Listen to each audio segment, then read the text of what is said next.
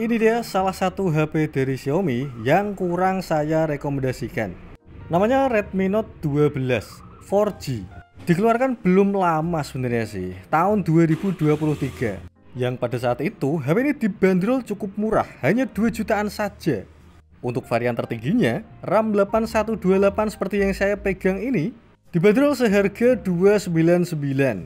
Sebenarnya masih terjangkau sih, tapi kalau bicara soal daleman, HP ini kurang begitu worth it, apalagi untuk digunakan jangka panjang ya. Bahkan jika kalian bandingkan dengan seri terdahulunya, Redmi Note 7 dengan penjualan terbanyak, Redmi Note 8 yang desainnya mantap, kemudian Redmi Note 9 pelopor HP gaming, dan Redmi Note 10 yang terkenal bagus kameranya, HP ini terlihat gak ada apa-apanya coy. Semoga dengan saya membuat video ini tidak dihujat oleh Mi Fans ya.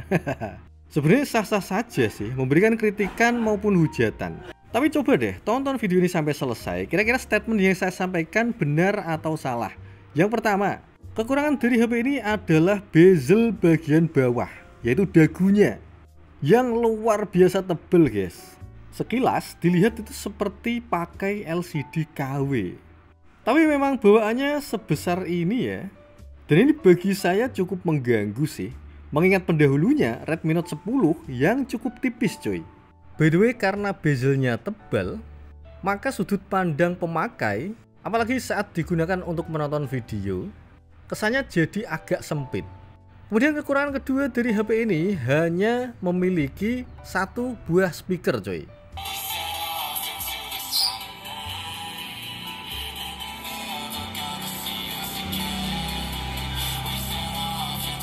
Harusnya di harga segitu bisa sih dibikin dual speaker stereo.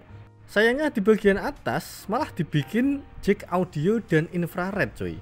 Oke, kemudian kekurangan lain dari HP ini adalah tidak mendukung fitur HDR. Dan untuk pemutaran video hanya sampai 1080 saja coy. Di harga segitu harusnya bisa sih diberikan spek yang jauh lebih baik. Mengingat pendahulunya Redmi Note 10 Pro pada saat launching harganya juga sekitar segitu coy.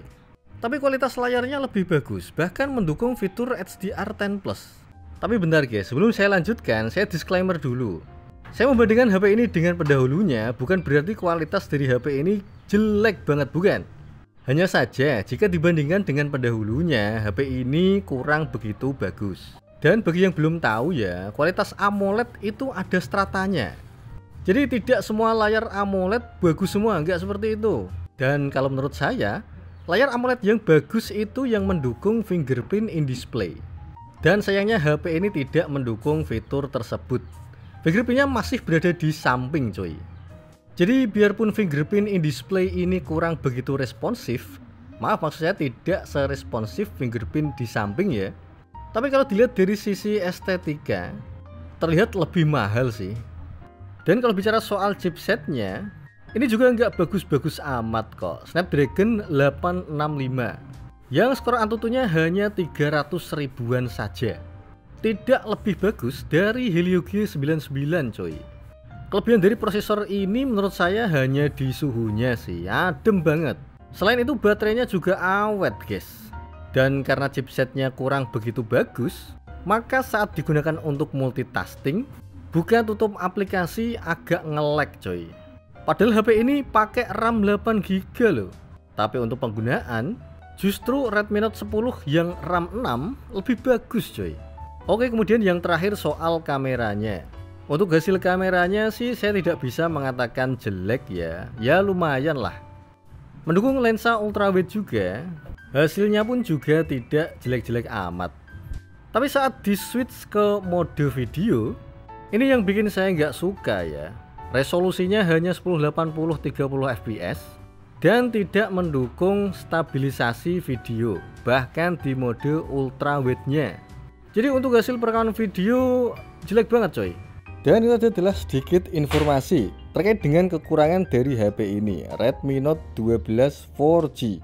Dan terima kasih sudah mengikuti video ini sampai akhir. Jika kalian suka silahkan like dan jangan lupa subscribe. See you guys. Assalamualaikum warahmatullahi wabarakatuh.